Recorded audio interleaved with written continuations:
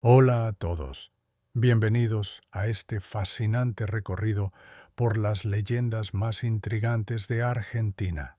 Hoy los invito a sumergirse conmigo en un mundo lleno de personajes enigmáticos, creencias populares y relatos que han perdurado a través del tiempo, formando parte del alma cultural de este país extraordinario.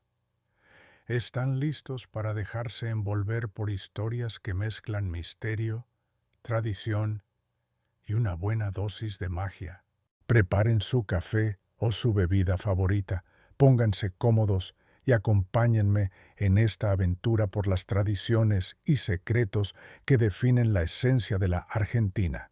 ¿Listos para escuchar? Entonces, vamos allá. La luz mala. Cuando se habla de leyendas argentinas, uno de los relatos más arraigados en la tradición popular es el de la luz mala. Se cuenta que en las noches oscuras, especialmente en las extensas llanuras y campos del interior, aparece una misteriosa luminosidad flotando sobre el suelo.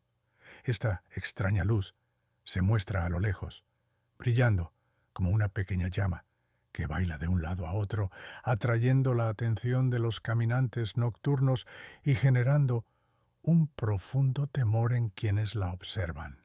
Hay múltiples versiones sobre su origen, pero casi todas coinciden en un punto. Esta luz es una manifestación de algo sobrenatural, que puede traer presagios de mala suerte o incluso representar almas en pena buscando redención. A lo largo de los años, la región pampeana ha sido escenario de incontables historias vinculadas a la luz mala.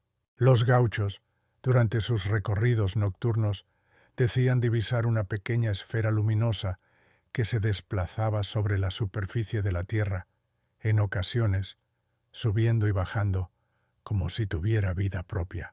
Algunos creían que era el espíritu de un difunto que no había recibido sepultura adecuada y que, por ello, vagaba sin descanso. Otros asociaban la aparición de esa luz con tesoros ocultos, enterrados por antiguos viajeros que no tuvieron la oportunidad de desenterrarlos en vida. También se pensaba que si uno se armaba de valor para seguir el brillo hasta su origen, podría toparse con riquezas o, por el contrario, con una fuerza maligna decidida a castigar la curiosidad humana. El impacto de la luz mala en el imaginario colectivo ha sido tan fuerte que, en muchas zonas rurales, se evitaba salir en las noches sin luna, por temor a encontrarse con esta manifestación. Los relatos orales, transmitidos de generación en generación, intensificaban el halo de misterio. Por ejemplo, ciertos ancianos contaban cómo, al ver la luz, sentían un escalofrío, escuchaban susurros o lamentos tenues que parecían provenir de la nada. Esto alimentaba la creencia de que la luz mala no era simplemente un fenómeno natural, sino una entidad con inteligencia capaz de atraer a los incautos para atraparlos en la penumbra. En algunas historias, la luz mala se describe como una bengala de color azulado que flota a poca distancia del suelo y se desvanece si se le acerca demasiado. Esta reacción le añade un matiz casi juguetón, como si la luz estuviera consciente de la presencia humana y decidiera desaparecer para conservar su misterio. Para los más supersticiosos, este acto de escaparse confirmaba su poder sobrenatural y confirmaba también la idea de que no convenía intentar perseguirla. La gente de campo sugería métodos para ahuyentarla: rezar en voz alta, arrojar un cuchillo al suelo en forma de cruz o repetir alguna oración específica. Nadie podía probar con certeza la eficacia de estas prácticas, pero se convirtieron en parte del folclore asociado a la leyenda. Algunos investigadores contemporáneos han tratado de encontrar una explicación científica al fenómeno. Sostienen que la luz mala podría deberse a la combustión de gases que emanan de materia orgánica en descomposición, particularmente en zonas húmedas o pantanosas. Según esta teoría, los fosfenos, o el llamado fuego fatuo, generan esas llamitas errantes de corta duración. Sin embargo, este enfoque racionalista nunca logró desplazar por completo la interpretación mística.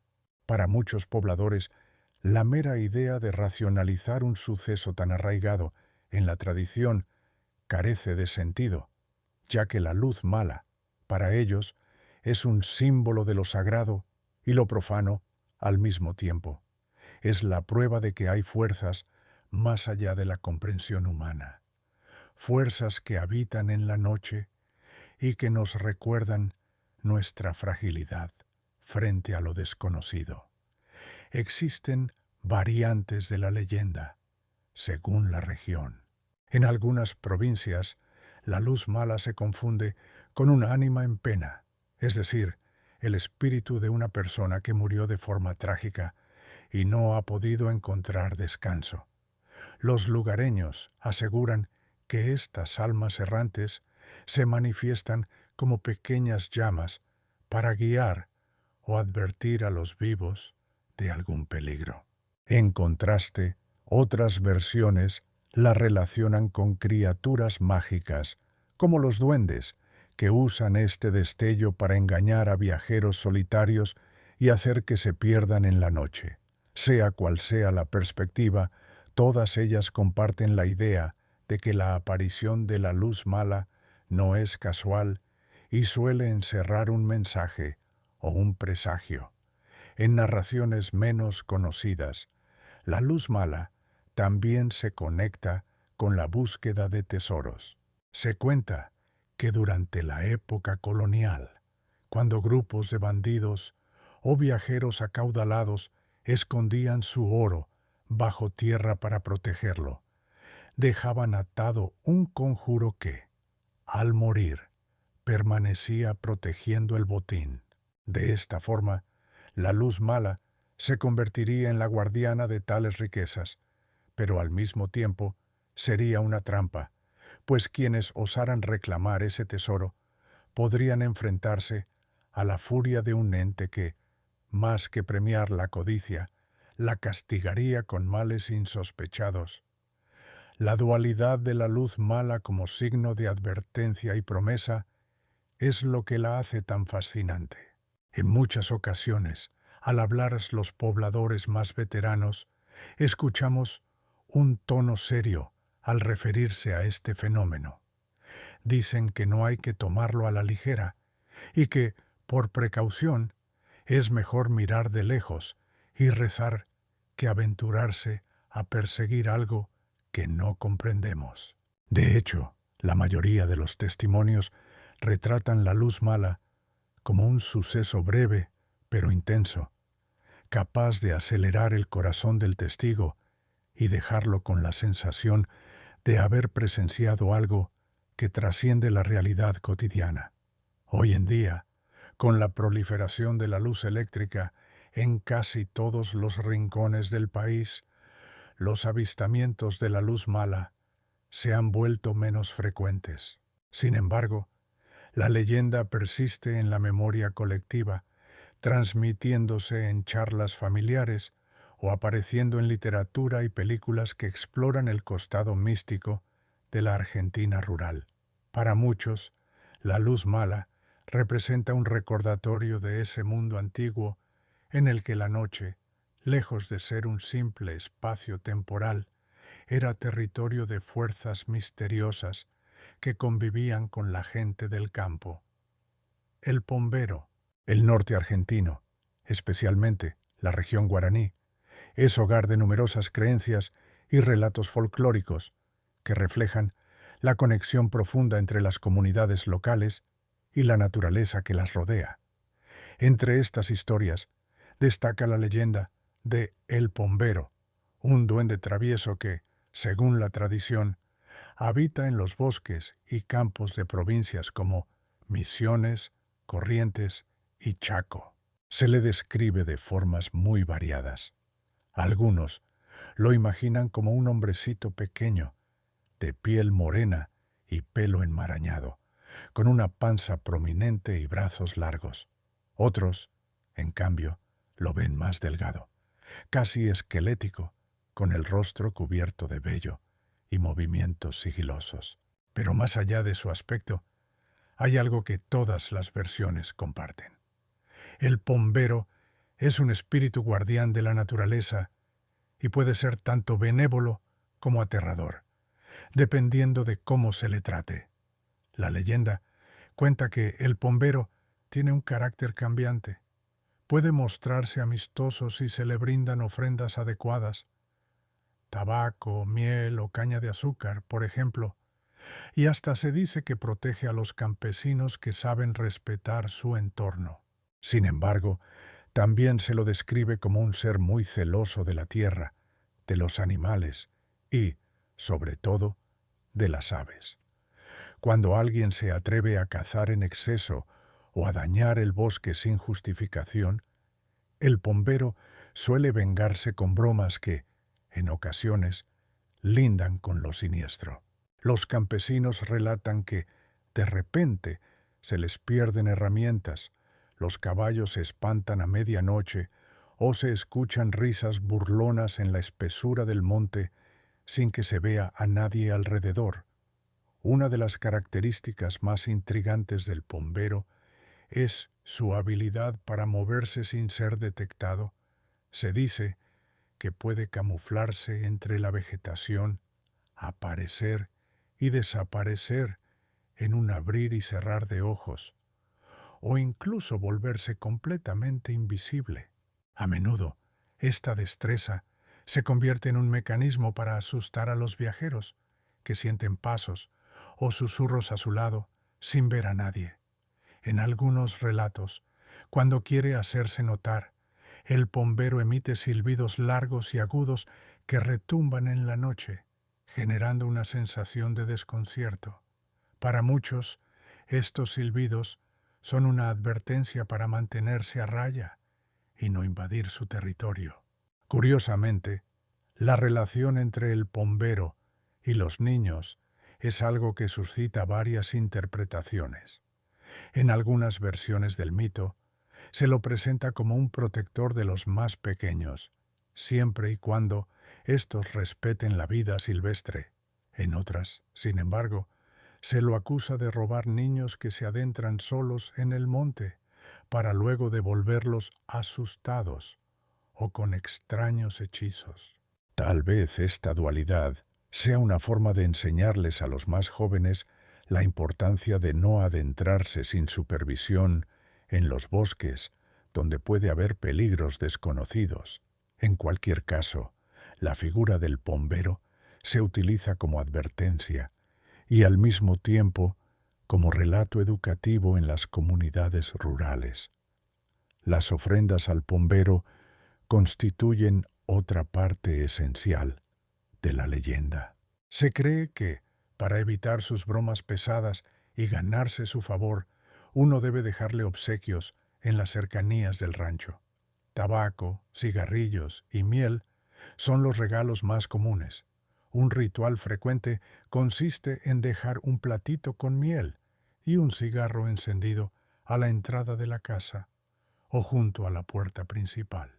Según las historias, si el pombero disfruta de la ofrenda, bendecirá las cosechas, mantendrá alejados a los depredadores y protegerá la casa de males desconocidos. Por el contrario, si se lo ignora o se le falta el respeto, por ejemplo, hablando mal de él en voz alta, la familia podría padecer toda clase de infortunios, desde pérdidas económicas hasta enfermedades misteriosas. En el ámbito cultural, el pombero no solo está presente en la tradición oral, sino también en manifestaciones artísticas contemporáneas. Muchos músicos y poetas del litoral argentino han incluido referencias a este duende en sus obras, describiéndolo como el gran mediador entre el hombre y la selva. También aparece en cuentos infantiles que muestran al pombero como un amigo de la naturaleza, enseñando a los niños sobre la importancia de la biodiversidad y la necesidad de conservar los bosques. A pesar de su carácter a veces travieso, esta leyenda simboliza en gran medida el respeto hacia el entorno natural y la interdependencia entre los seres humanos y el ecosistema que los rodea. Los testimonios de personas que afirman haber tenido encuentros con el pombero varían en grado de detalle, pero todos concuerdan en un elemento: la sensación de misterio y temor que los invade.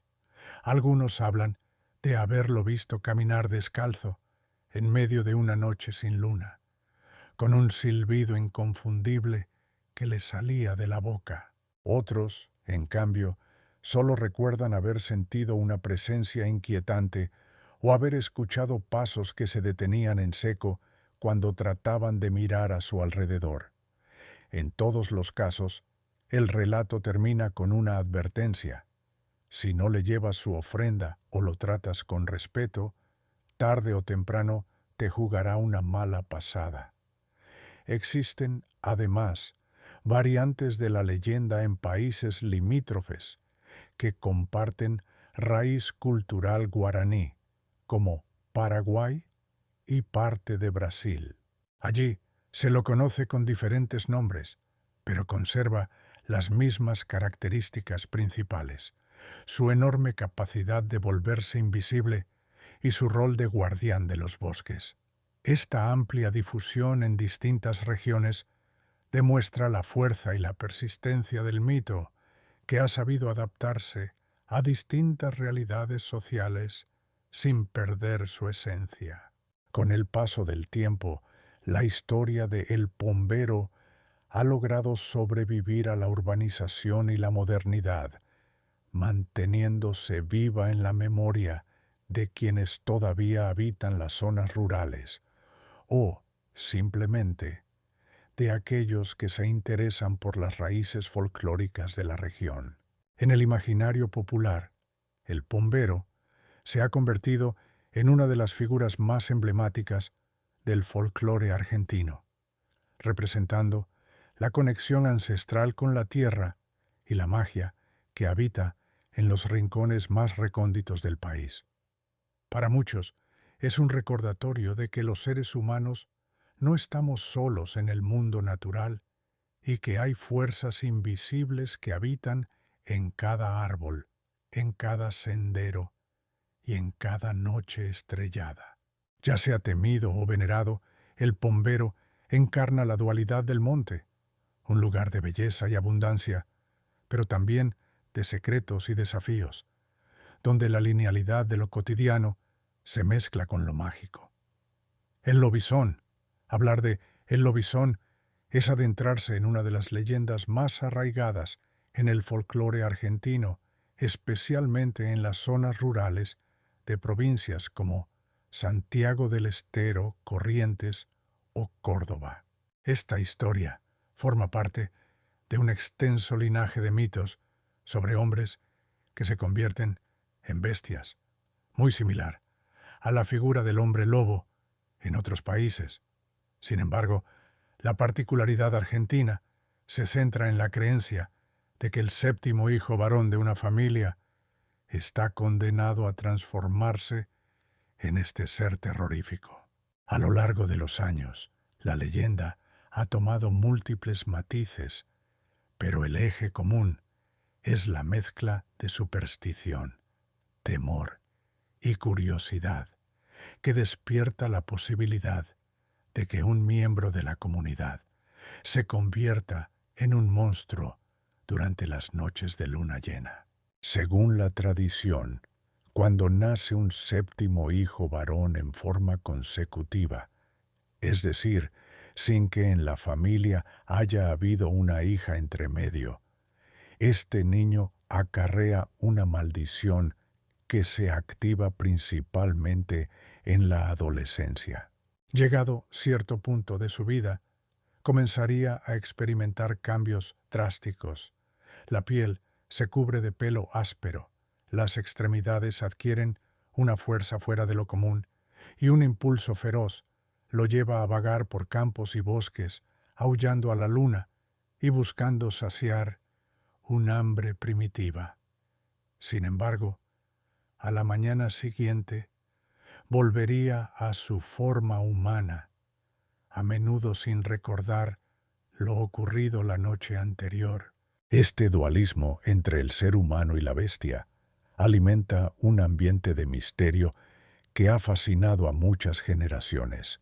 En varias regiones de Argentina, la noche en que se produce la transformación puede variar. Algunos relatos sostienen que ocurre los martes y viernes de luna llena. Otros aseguran que se desencadena en momentos específicos, como en la medianoche, y siempre con la presencia de cierta conjunción astral. Cualquiera sea la variante, lo cierto es que el miedo al lobizón ha llevado a desarrollar toda una serie de rituales o precauciones para evitar su encuentro, o, si fuese necesario, para enfrentarlo.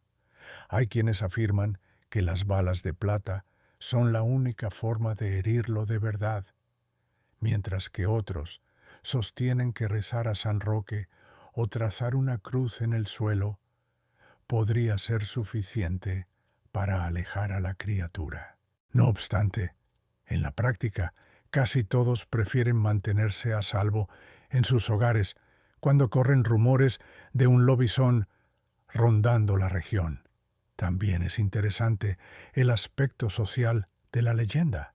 A lo largo del siglo XX, hubo casos en los que las familias, temerosas de que su séptimo hijo fuera víctima de la maldición, optaban por bautizarlo inmediatamente y buscar un padrino simbólico que rompiera el supuesto hechizo.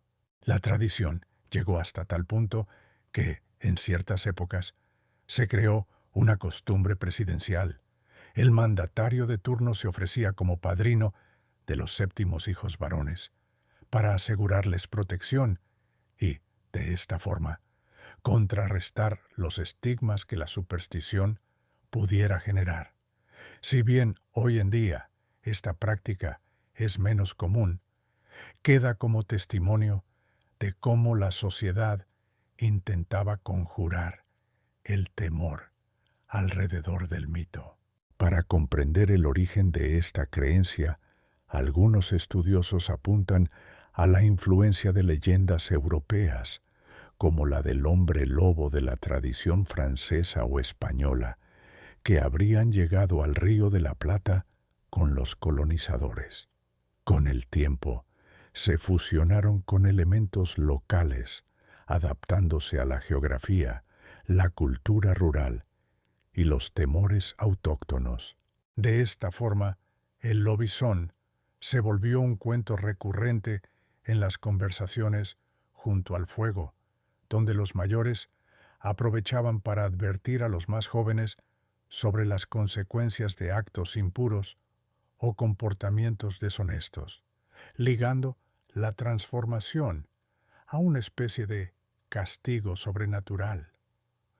Uno de los detalles más escalofriantes de la leyenda es la descripción de cómo es el lobizón durante su metamorfosis.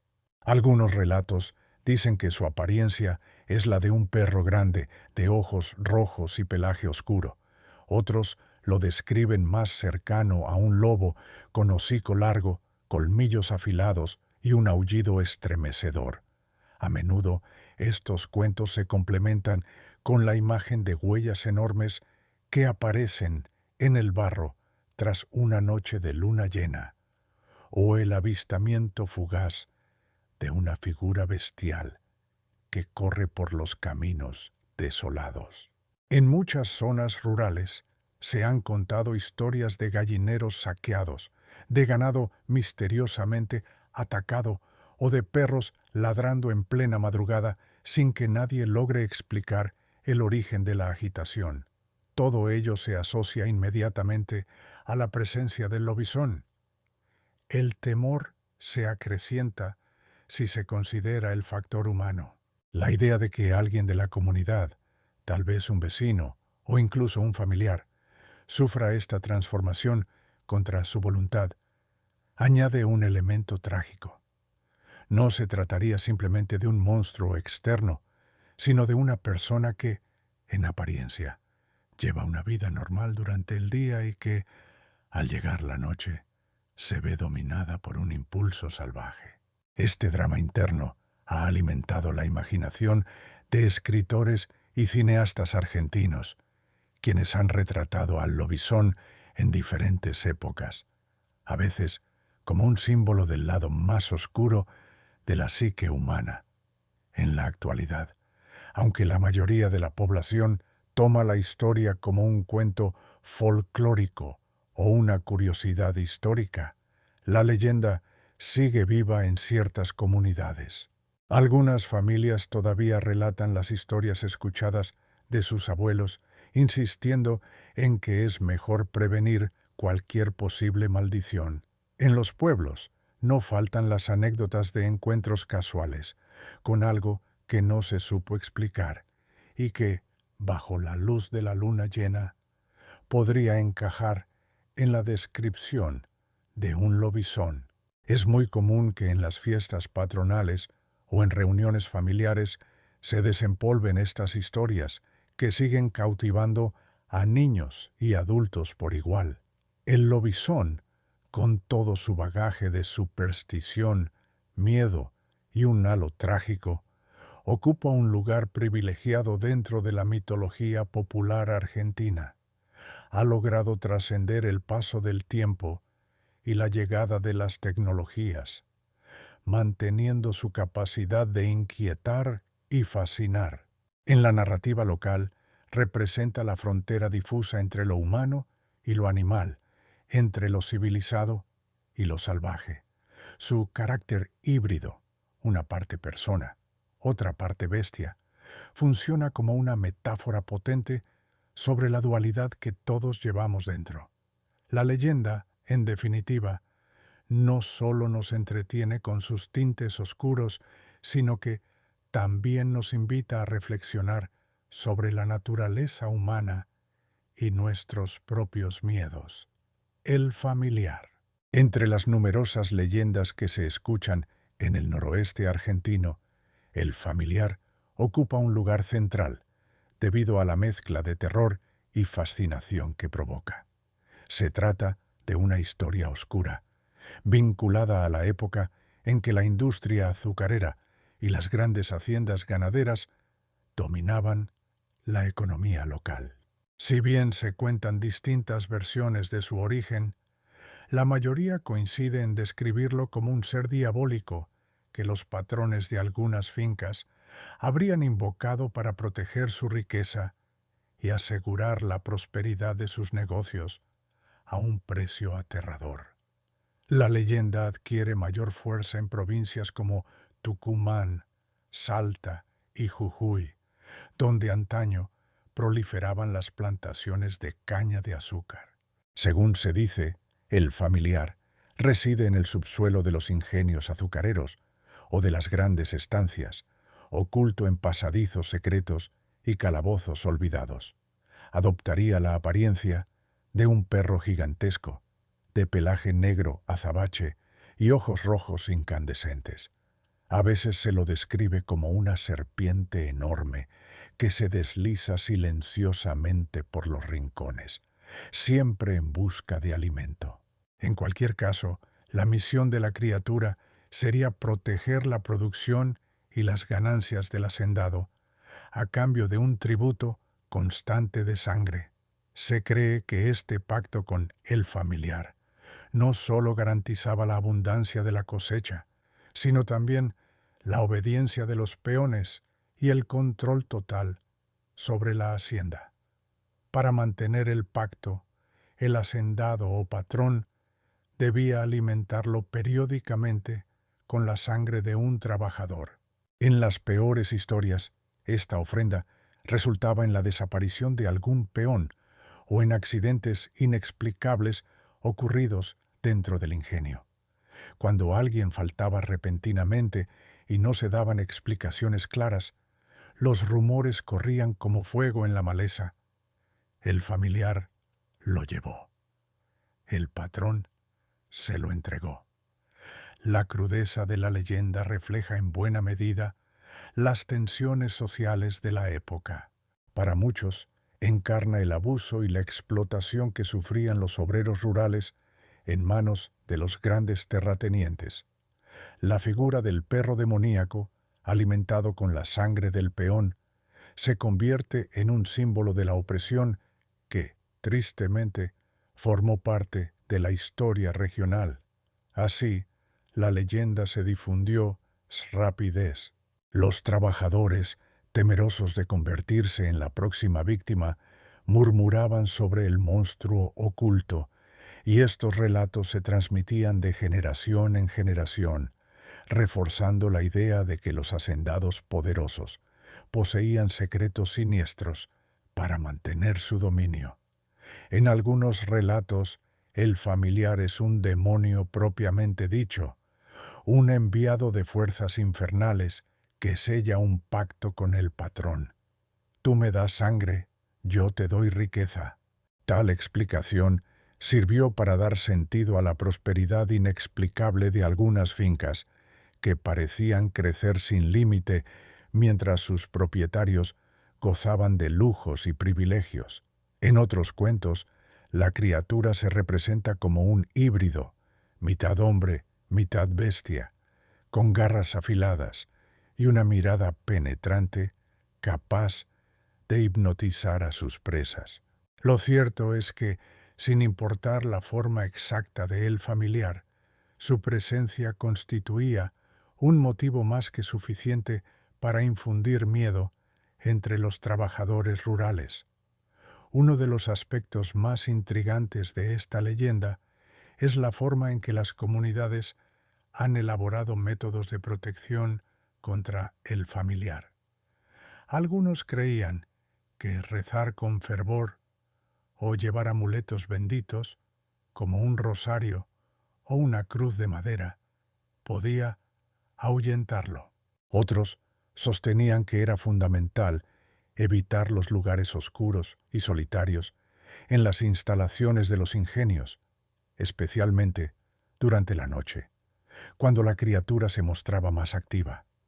En varias fincas se contaba que el familiar estaba encadenado en alguna galería subterránea y que, mientras las cadenas se mantuvieran en su sitio, todo estaba bajo control.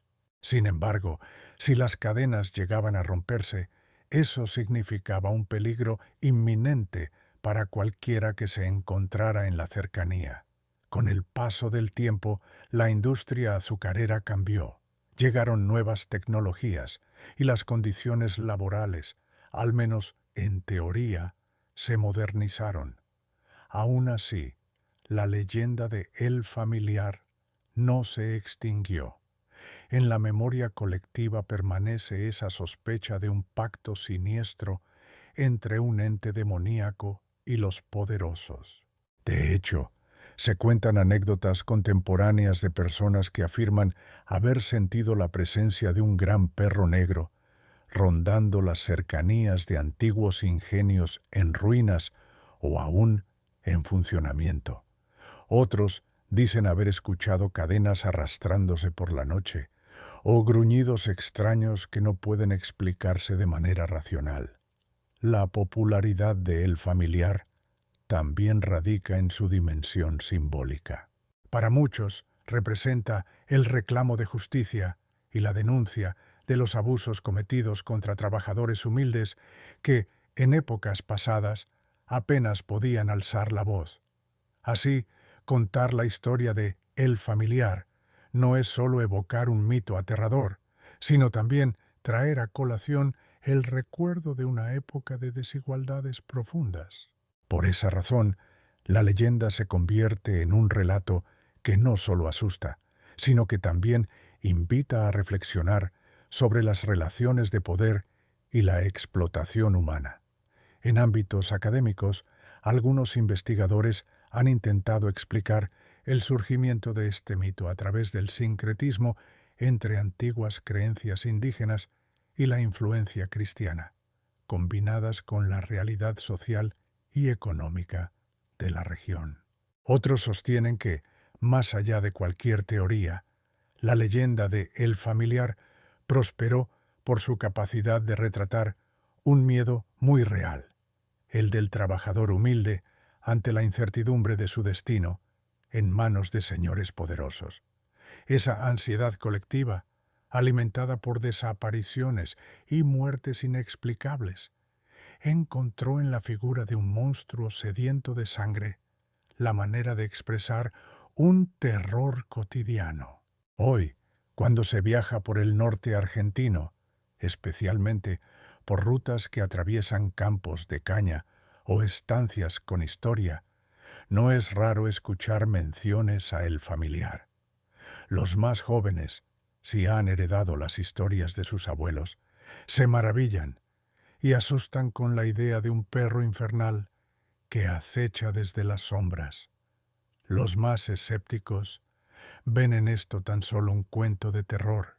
Sin embargo, para quienes han vivido o han escuchado de primera mano testimonios sobre las condiciones de trabajo en aquellas fincas, el familiar sigue representando la personificación de un pacto siniestro, recordatorio de una época en la que la ambición humana cruzaba todos los límites. El Yací Yateré, el noreste argentino, caracterizado por su abundante selva y la fuerte presencia de la cultura guaraní, es el escenario donde florece la leyenda de El Yací Yateré. Esta figura, a menudo descrita como un duende o un espíritu protector de la naturaleza, se ha convertido en un personaje central del imaginario popular en provincias como Misiones y Corrientes. El Yací Yateré, cuyo nombre en guaraní suele traducirse como el pedacito de luna, encierra en sí mismo un halo de misterio y fascinación, combinando elementos de temor y admiración hacia la exuberante vida silvestre de la región. Según cuenta la leyenda, el Yací Yateré presenta un aspecto inusual. Algunos lo describen como un hombrecillo de baja estatura, con piel clara y abundante cabello dorado, que siempre lleva un bastón o varita mágica. Este bastón se considera una fuente de poder que le permite hipnotizar a quienes lo miran fijamente o invocan su nombre sin precaución. Vestido con atuendos rústicos, suele moverse con gran agilidad por la espesura de la selva, casi sin hacer ruido. En varias versiones, se dice que puede volverse invisible o camuflarse entre los árboles, revelándose únicamente a quienes él elige. Para algunos, es un ente completamente benévolo, que protege a los animales y los ríos. Para otros, un ser caprichoso y travieso que hace sentir su presencia con sustos y extravíos. La leyenda del Yací Yateré se vincula estrechamente con la idea de respetar la naturaleza. Los campesinos guaraníes han transmitido de generación en generación la creencia de que adentrarse en la selva sin permiso o descuidar su cuidado puede invocar la cólera de este duende.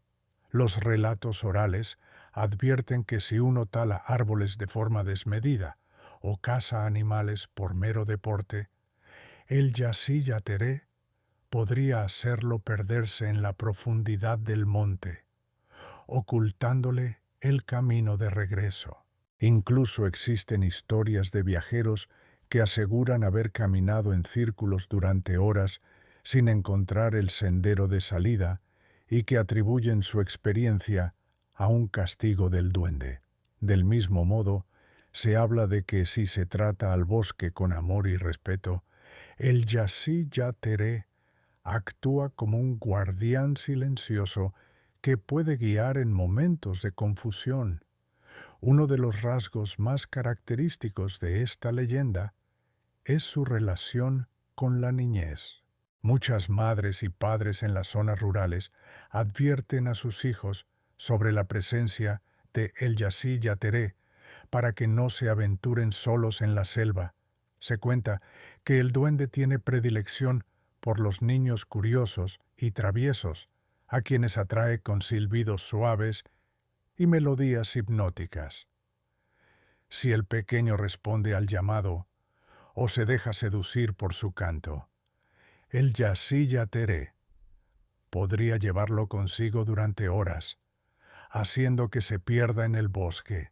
No obstante, la mayoría de los relatos coinciden en que el duende no lastima a los niños, sino que los retiene un tiempo hasta que entienden la necesidad de respetar el entorno. Después, los devuelve sanos y salvos, aunque aturdidos y con una cierta confusión acerca de lo que sucedió. Esta característica de raptar a los niños y devolverlos ilesos ha llevado a que, en algunas versiones, el Yassi Yateré sea visto más como un maestro que como un villano. Muchos antropólogos e historiadores culturales sostienen que la leyenda surgió como una forma de inculcar precaución en los niños y recordarles la importancia de no explorar la selva sin supervisión.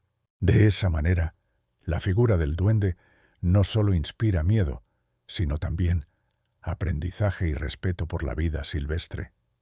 Al mismo tiempo, refuerza la dependencia de los pequeños hacia los adultos, ya que se les enseña que no deben desobedecer ni desafiar los límites establecidos por la familia y la comunidad. Otra faceta interesante de El Yassi Yateré es su supuesta habilidad para comunicarse con animales y plantas.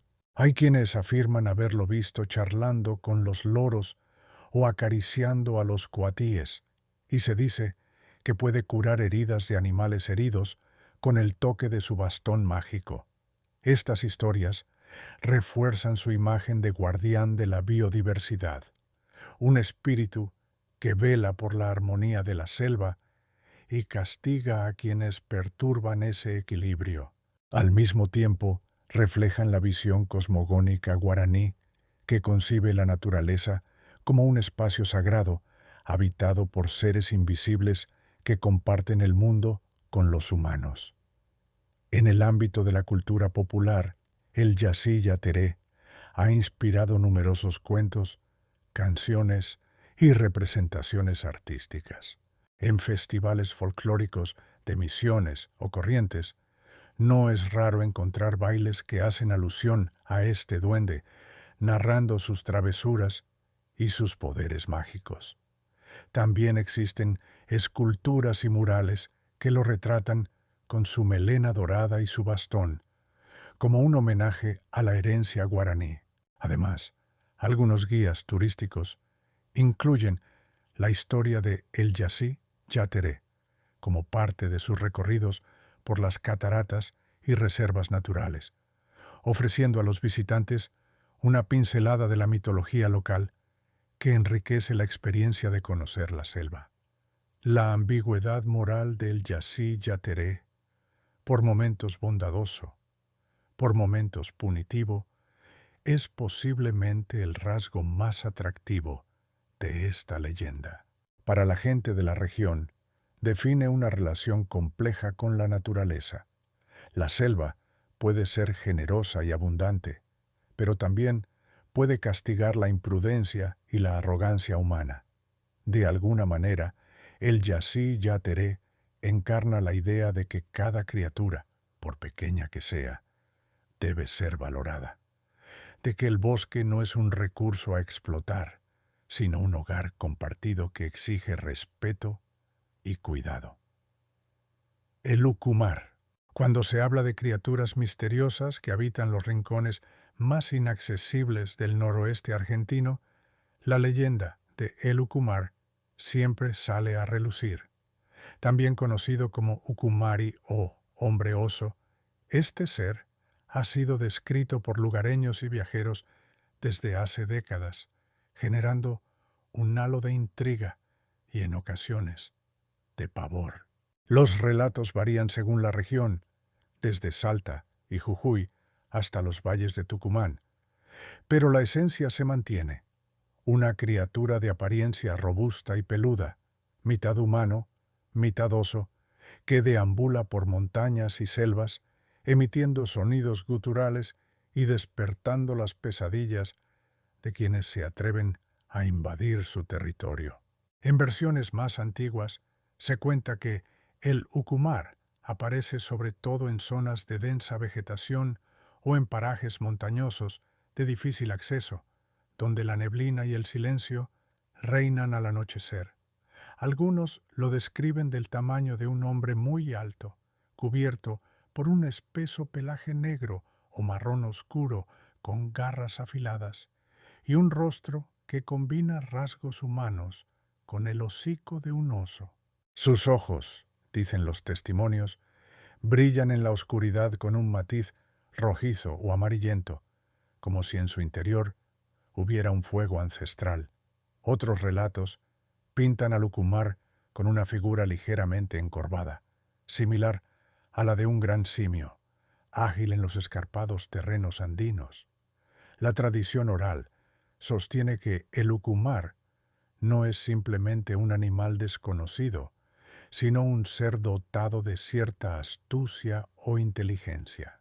Se especula que comprende el lenguaje de los humanos, o al menos el tono de sus voces, y que es capaz de eludir trampas y emboscadas con gran ingenio.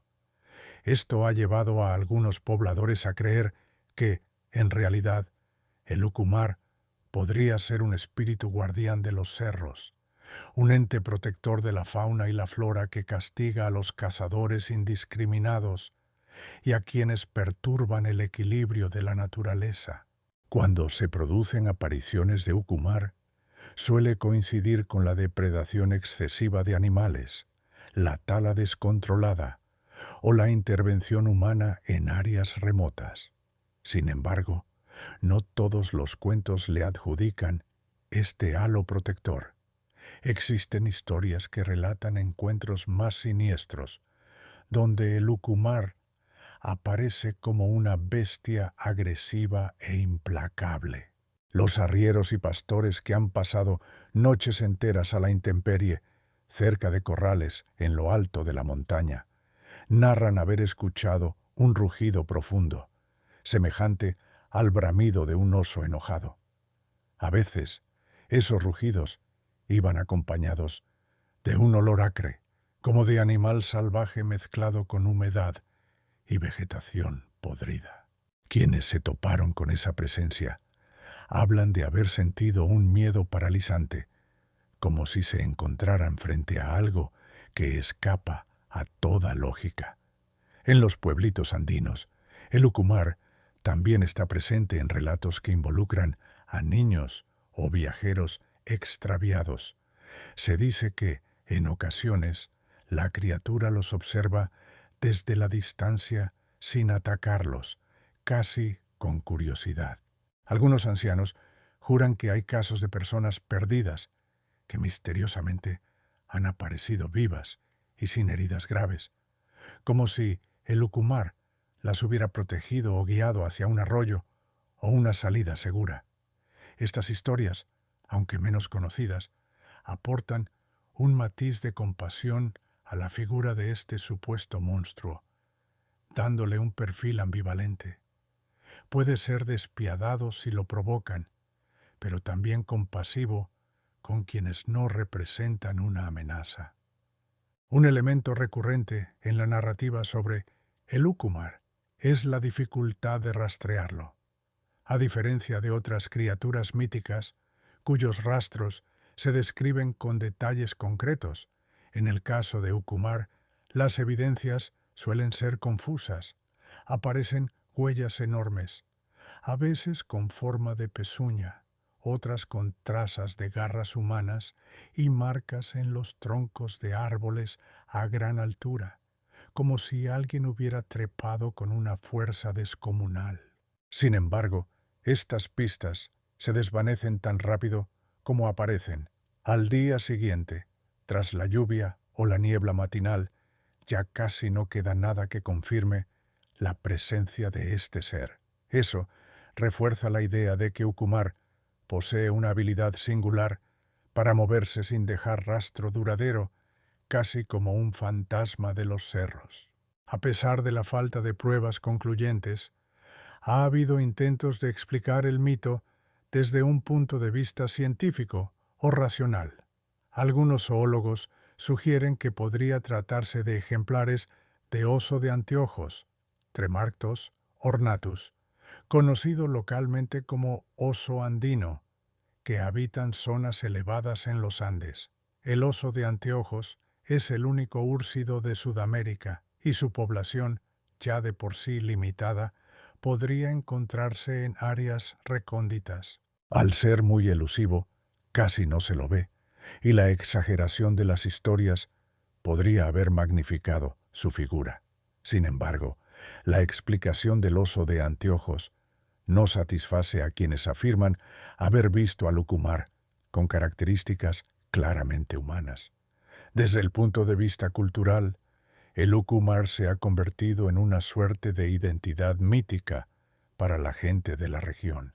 Festivales folclóricos, coplas y cuentos infantiles han incorporado su imagen, ya sea para infundir respeto a la naturaleza o para preservar las tradiciones orales. En algunas comunidades, la amenaza de Ucumar sirve como advertencia para que los niños no se alejen solos por senderos desconocidos y para concienciar sobre el peligro de internarse imprudentemente en la selva.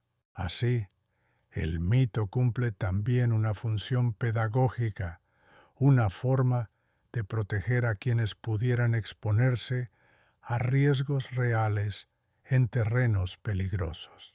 Los relatos más recientes sobre el Ucumar hablan de encuentros fugaces, de luces de linterna que apenas revelan una silueta robusta moviéndose en la espesura, de campamentos que despiertan con rugidos extraños a mitad de la noche y de testimonios que, al regresar a la civilización, generan más preguntas que respuestas.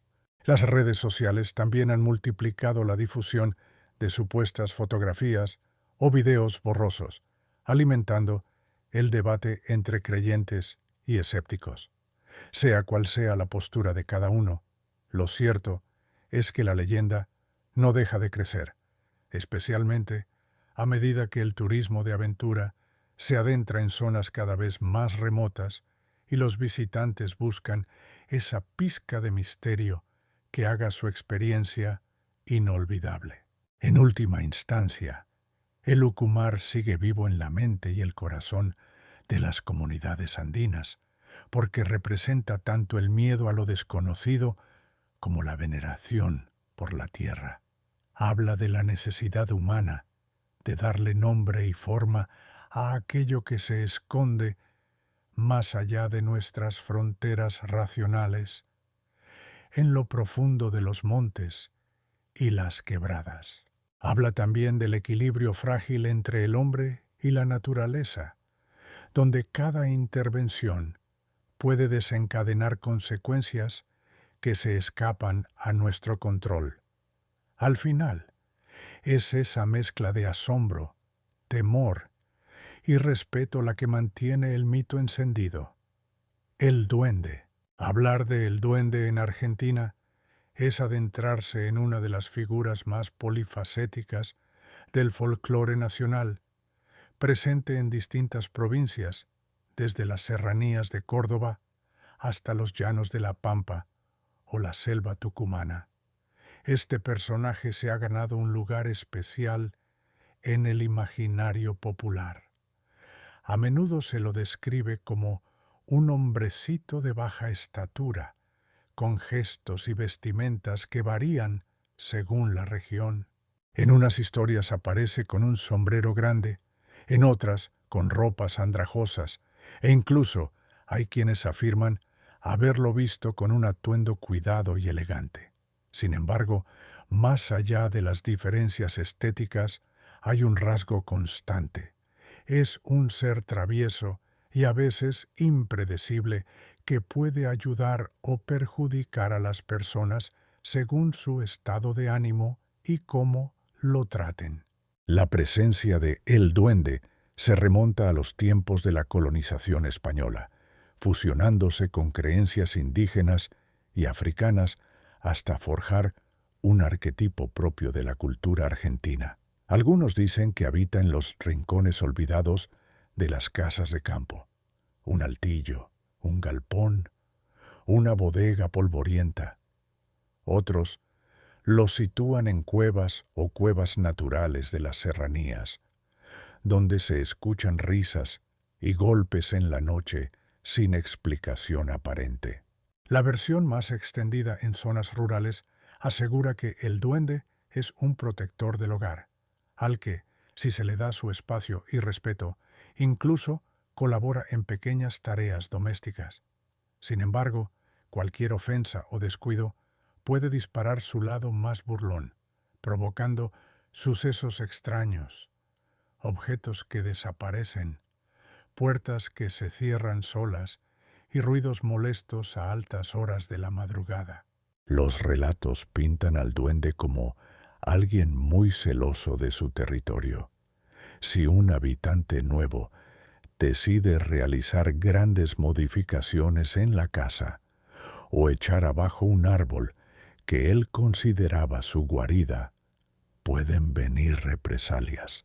Se cuentan historias de personas que, tras construir una ampliación en su vivienda, comenzaron a sufrir fenómenos inexplicables, marcos de cuadros que se caían sin razón, luces que se encendían o apagaban, pasos furtivos detrás de las paredes. Todo cesaba cuando el propietario hacía alguna ofrenda o pedía disculpas, a veces dejando pan, dulces o incluso un vaso de leche cerca del lugar donde se pensaba que vivía el duende. De esta forma se sellaba una tregua y se recuperaba la armonía en el hogar. Sin embargo, no todo es travesura. Hay quienes afirman que el duende puede ser una presencia benéfica, sobre todo para aquellos que le muestran gratitud o lo tratan como un miembro más de la familia. Antiguamente, en zonas rurales, la gente dejaba pequeños obsequios para el dueño de la casa, invisible. Se creía que si el duende estaba contento, mantendría alejados a ladrones y animales dañinos e incluso velaría por el sueño de los niños. Existen testimonios de campesinos que aseguran haber sentido su presencia mientras realizaban labores del campo. Comentan haber escuchado un ligero silbido o canto en la lejanía, sintiéndose luego más fuertes o con un ánimo positivo para enfrentar el día. Estas vivencias se interpretan como signos de aprobación por parte de la criatura. En la tradición oral, el duende adquiere además un papel muy particular con respecto a los niños. Padres y abuelos suelen narrar historias advirtiendo que, si los más pequeños desobedecen o se internan solos en el monte, el duende podría salir a su encuentro. A veces se lo retrata como una figura que intenta perder a los niños en la espesura, otras como un ente protector que los regresa al hogar, pero no sin antes darles un buen susto para que aprendan a obedecer.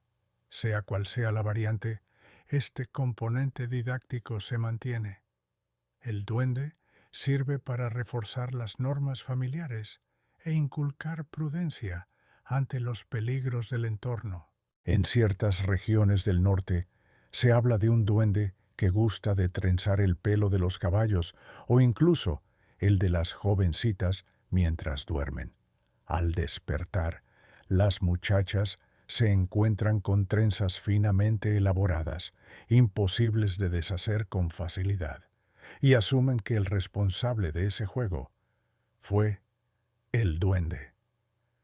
Se cuenta que esta criatura lo hace como una forma de cortejo o simplemente para gastar bromas.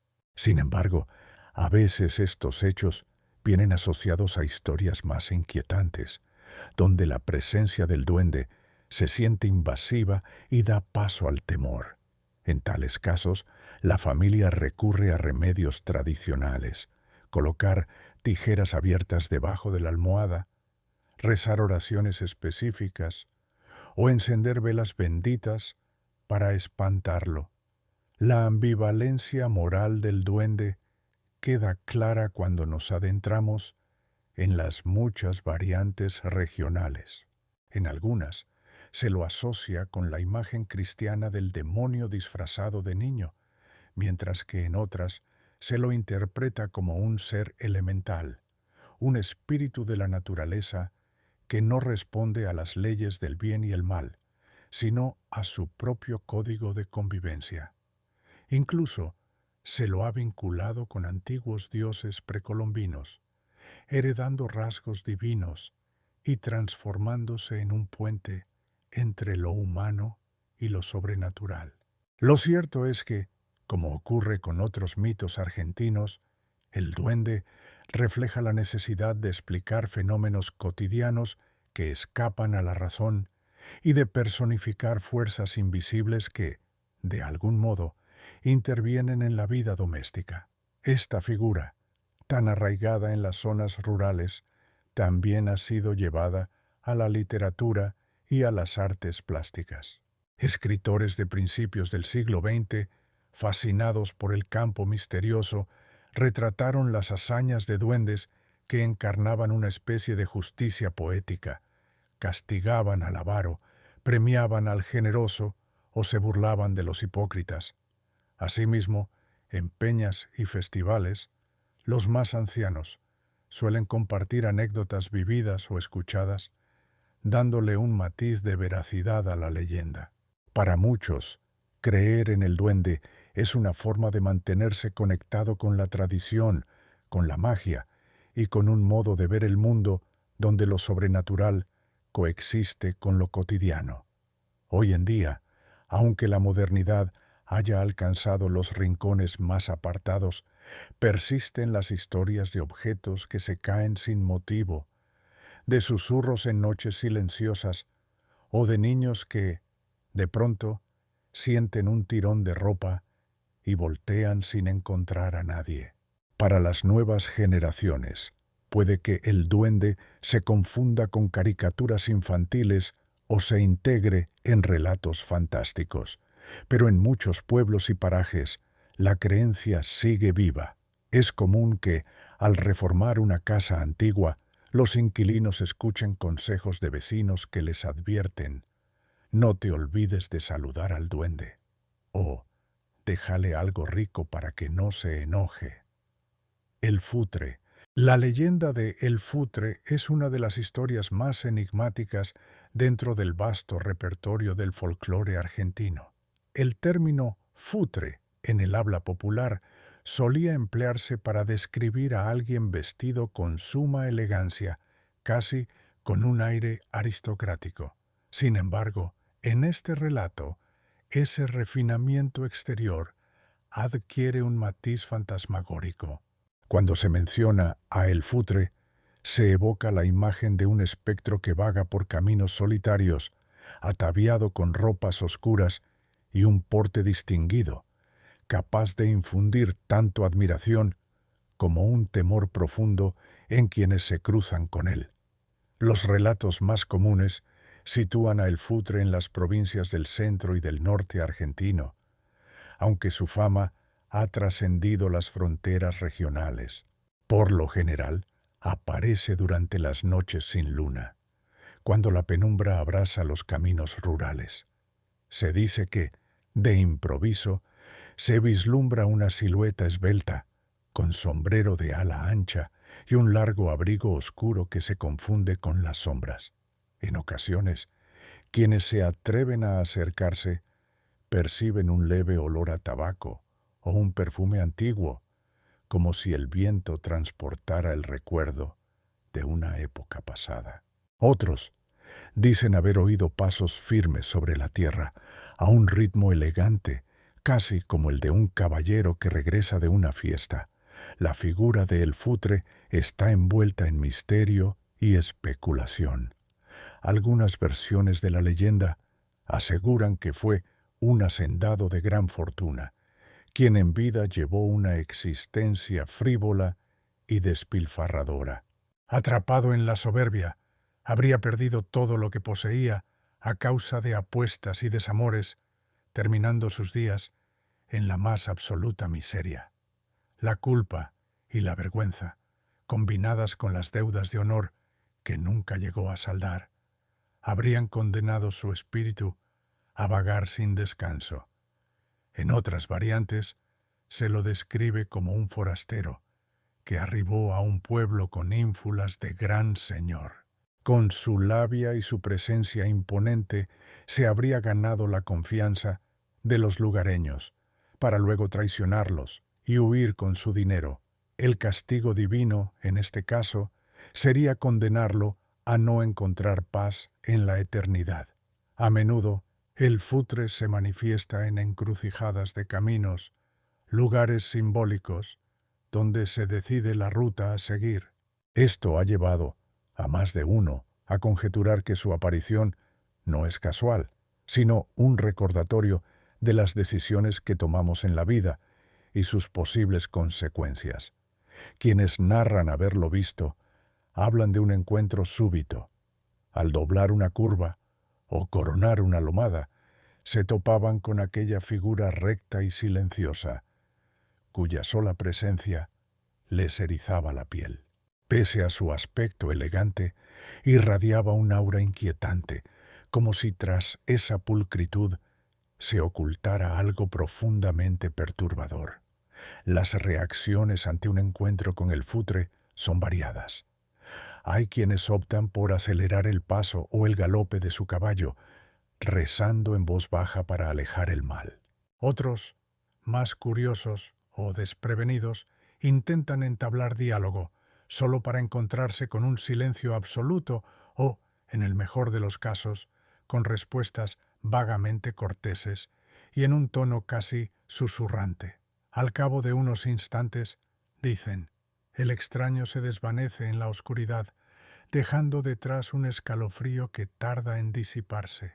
Esta cualidad etérea, casi onírica, alimenta la teoría de que el Futre no es de este mundo, sino un espectro atrapado entre el pasado y la nada. Entre las muchas anécdotas, una de las más repetidas es la de aquellos viajeros que aceptan la compañía de El Futre. Ocurre sobre todo si viajan en carreta o en automóvil por un paraje desolado y, al ver su figura, sienten lástima al pensar que es un hombre perdido en mitad de la noche. Lo invitan a subir o a caminar junto a ellos para que no siga solo. Se cuenta que el hombre elegante sube sin pronunciar palabra y se sienta en silencio, mirando siempre hacia el frente. Poco después, en un descuido, un parpadeo, o un segundo en que el conductor aparta la vista, el asiento aparece vacío de nuevo, y el viajero siente una opresión en el pecho o un viento gélido que atraviesa la cabina. Esa sensación de vacío, dicen, les confirma que han vivido algo que escapa a la explicación lógica. La imagen de El Futre también ha sido asociada a un símbolo de advertencia. En algunos pueblos se cree que su presencia es un mal augurio. Si alguien lo ve, podría enfrentar desgracias o cambios profundos en su vida. De ahí que la mayoría de las historias incluyan un componente de consejo o moraleja. El viajero que lo ve y se arrepiente de sus pecados, el jugador empedernido que deja el vicio tras encontrarse sesos ojos penetrantes, o el mujeriego que abandona sus engaños al sentir la mirada reprobatoria de aquel caballero espectral. De esta forma, el Futre se convierte en un mensajero del destino, recordándonos que cada acto puede tener sus consecuencias irreparables. Por otro lado, hay quienes plantean interpretaciones menos siniestras. Algunos ven en el futre la proyección de un anhelo colectivo, el deseo de una prosperidad y refinamiento que, en épocas pasadas, solo unos pocos alcanzaban. Así, su elegante figura sería el eco de una aspiración social, una sombra que recorre las rutas nocturnas recordando las distancias entre la opulencia y la pobreza. Quizás por eso se lo describa como un forastero o hombre de mundo, ajeno a la vida sencilla del campo. Sin embargo, su eterno vagar indicaría que esa riqueza efímera no le sirvió para alcanzar la paz interior. En algunas fiestas populares, especialmente en el norte, se comenta que el tema de El Futre ha inspirado coplas y relatos orales, dando vida a un repertorio literario informal donde se canta su leyenda. Historias de Fogón cuentan cómo, tras la aparición de este personaje, la atmósfera se vuelve solemne y la música se detiene un momento. Los cantores y guitarristas se persignan o hacen una broma para restar importancia a lo que podría ser un encuentro paranormal, pero en el fondo el temor permanece latente. Por lo demás, estos relatos suelen transmitirse de abuelos a nietos, reforzando la continuidad de la historia y la vigencia del mito. Los escépticos argumentan que el mito de El Futre no es más que un modo de explicar visiones fugaces en noches oscuras, quizás el efecto de la sugestión o la fatiga después de largas jornadas de trabajo o viaje.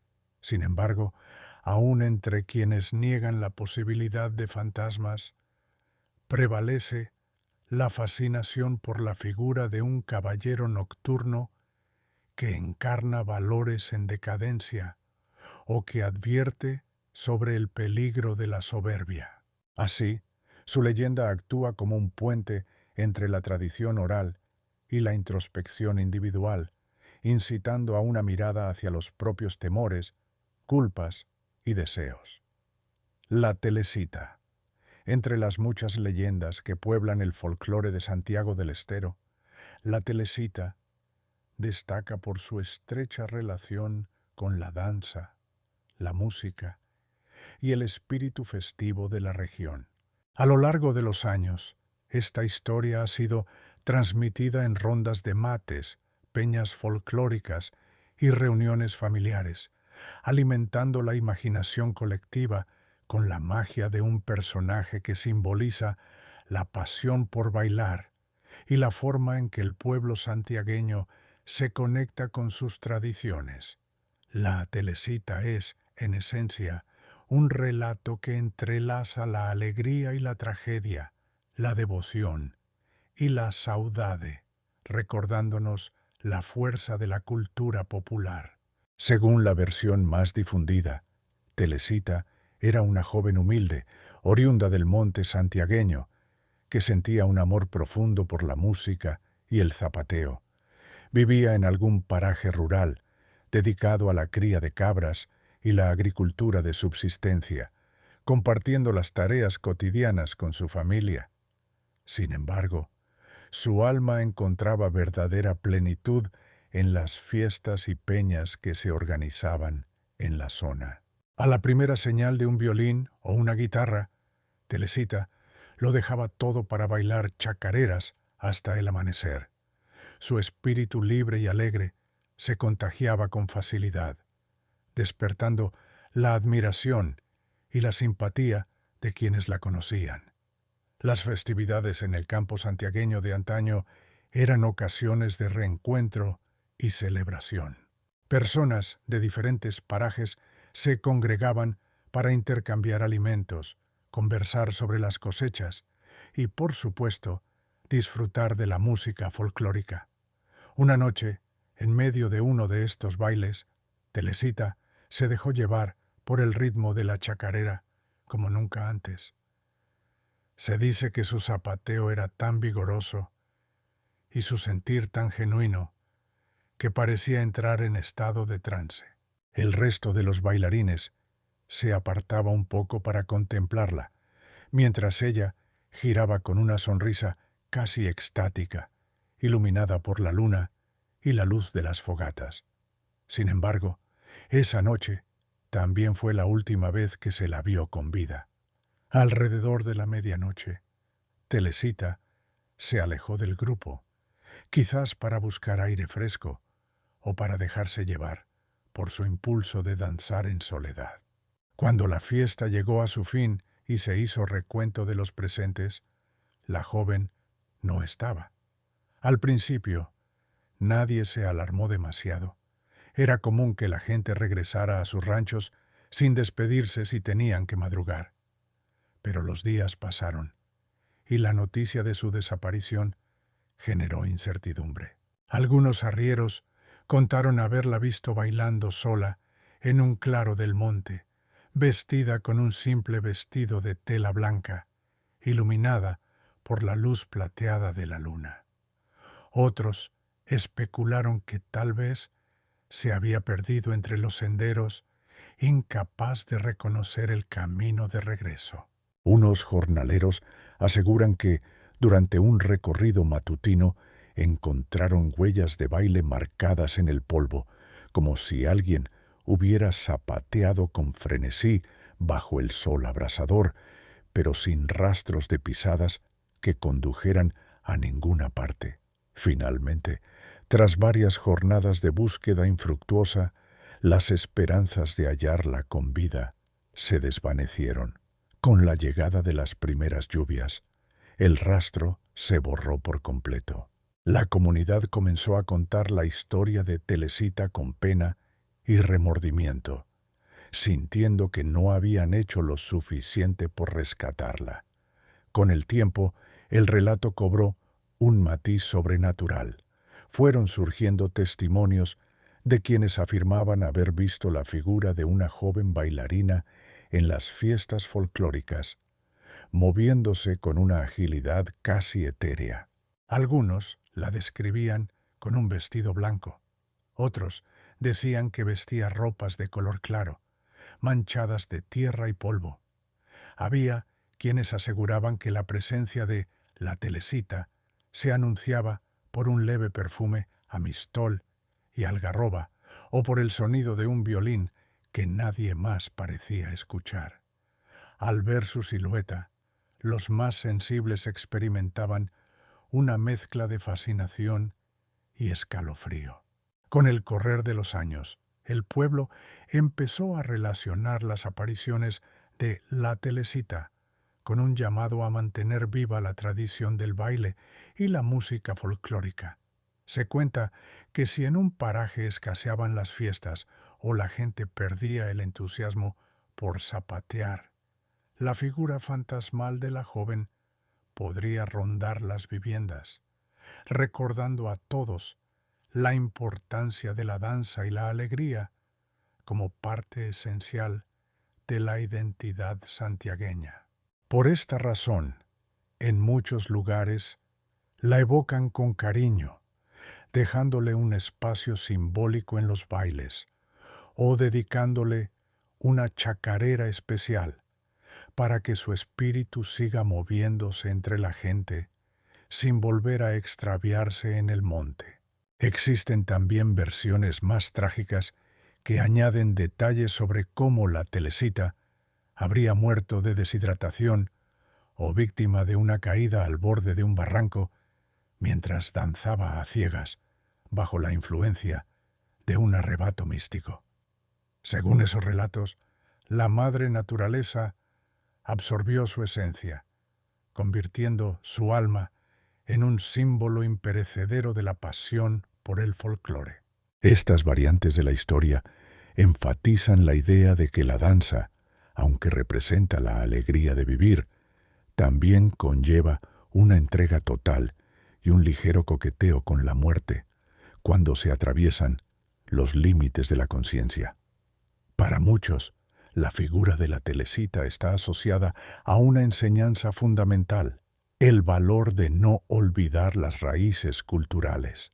Santiago del Estero, conocido como la cuna de poetas y cantores, se enorgullece de su herencia musical, y la leyenda de esta joven bailarina sirve como recordatorio de esa riqueza.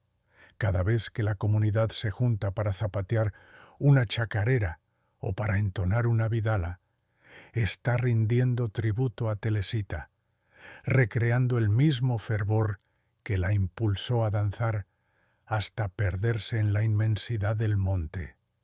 La difunta Correa.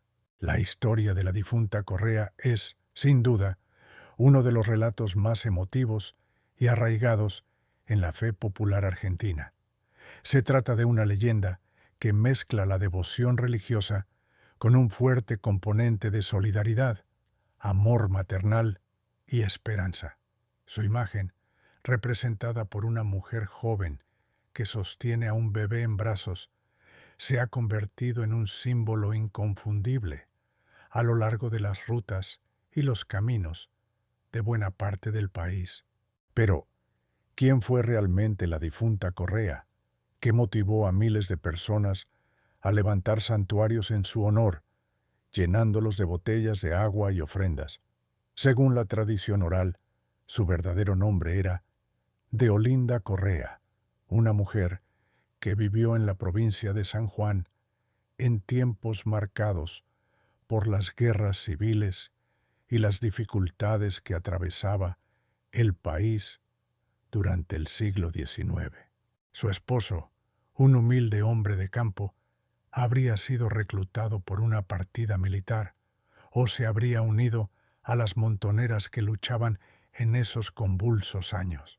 Temerosa de que él pereciera en la guerra o fuese llevado lejos de su familia, sin esperanza de volver, Deolinda decidió emprender una travesía difícil e incierta para seguir sus pasos.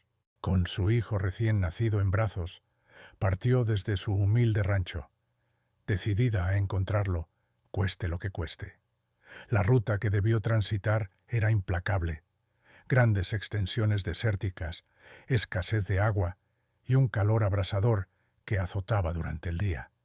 Los relatos cuentan que Deolinda avanzó lo más rápido que pudo, pero con un bebé a cuestas y sin los recursos adecuados, la travesía se transformó en una condena. El agotamiento y la deshidratación fueron aumentando sin piedad, y la joven madre se vio superada por la adversidad. Finalmente, en medio de ese desierto, las fuerzas la abandonaron y cayó sin vida. Sin embargo, al momento de ser encontrada por arrieros que pasaban por la zona, el bebé seguía con vida, alimentándose del pecho aún fresco de la madre. Aquello se interpretó como un verdadero milagro. La conmoción y la ternura que despertó esta historia se propagaron rápidamente por las provincias vecinas. El boca a boca hizo de Deolinda Correa una figura casi santa, a quien muchos comenzaron a llamar la difunta Correa y a atribuirle favores y milagros. Con el paso de los años, se levantó un santuario en el lugar donde se dice que fue hallada, cerca de la localidad de Vallecito, en San Juan. A partir de entonces, la fama de la difunta Correa no dejó de crecer. Viajantes, camioneros y gente de paso comenzaron a detenerse para dejarle ofrendas, pedirle protección en el camino o agradecerle por los favores concedidos. Uno de los elementos más característicos de esta devoción son las botellas de agua que se acumulan en los santuarios. ¿Por qué agua? Porque la leyenda cuenta que Deolinda murió de sed en medio del desierto, y así los creyentes buscan calmar esa sed eterna ofreciendo botellas a su memoria. Con el tiempo, estas ofrendas han llegado a extremos impresionantes. En algunos sitios, las pilas de botellas se cuentan por miles, cada una con el nombre de un devoto o un mensaje de gratitud. Es muy común, especialmente en las rutas de provincias como San Juan, La Rioja y Mendoza, ver pequeños altares pintados de rojo o con la imagen de la difunta Correa, rodeados de decenas de envases plásticos repletos de agua. Alrededor de esta devoción surgieron numerosos testimonios de personas que aseguran haber recibido milagros, desde mejoras en su salud hasta logros económicos o familiares. Historias de cómo se salvaron de un accidente automovilístico, de cómo el ganado se recuperó de una plaga, o de cómo un familiar convaleciente se sanó contra todo pronóstico, abundan en el imaginario popular. Por supuesto, hay quienes manifiestan escepticismo ante estos relatos y consideran a la difunta Correa como parte de un culto meramente folclórico, sin base religiosa, reconocida por las instituciones eclesiásticas. Aún así, la fe popular se mantiene firme y, para muchos, es un apoyo vital en sus momentos de necesidad. Los santuarios dedicados a la difunta Correa no se limitan únicamente al noroeste o al Cuyo argentino. Con el paso del tiempo, su influencia se extendió a otras regiones del país. Incluso se han llegado a construir capillas y altares en países limítrofes, donde la comunidad argentina lleva consigo sus creencias y tradiciones. La devoción trasciende fronteras y, para muchos compatriotas que migran en búsqueda de mejores oportunidades, la imagen de Deolinda Correa representa la protección materna que los acompaña en tierras extrañas. Otra faceta interesante de la leyenda es cómo se relaciona con otros cultos populares de Argentina, como el Gauchito Gil o San Expedito. Si bien la difunta Correa no es considerada oficialmente santa por la Iglesia Católica, se la venera con la misma intensidad que a otros santos populares o figuras semirreligiosas. Cada año, especialmente durante Semana Santa, miles de peregrinos llegan al santuario principal en Vallecito para rendirle homenaje, agradecer sus favores o simplemente dejar un testimonio de fe. Durante esos días, el lugar se llena de familias enteras que participan de misas y realizan recorridos en medio de un ambiente de recogimiento, pero también de festividad y convivencia. La influencia cultural de la difunta Correa se refleja, además, en canciones, poemas y relatos literarios que abordan su historia. Algunos la presentan como una historia trágica de amor y sacrificio, mientras que otros resaltan su faceta milagrosa y protectora.